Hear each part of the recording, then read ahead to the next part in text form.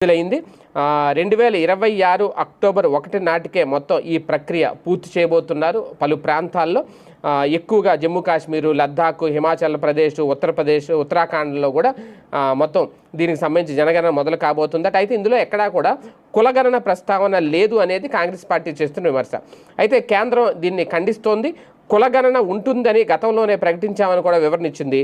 జనాభా లెక్కలతో పాటు కులగణన చేపట్టాలని చెప్పి ఏప్రిల్ 30న జరిగిన మంత్రివర్గ సమావేశంలో కేంద్రం నిర్ణయించింది. అయితే దాన్ని ఎప్పటి నుంచి మొదలు పెడతాము అన్న విషయం ఇంకా కేంద్రం అప్పుడు ప్రకటించలేదు.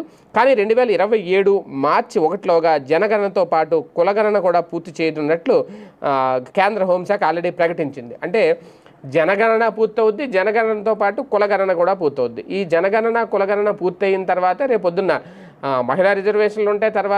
తర్వాత నియోజకవర్గ పునర్విభజనలు కూడా జరుగుతాయి. దాని ఆధారంగా భవిష్యత్తులో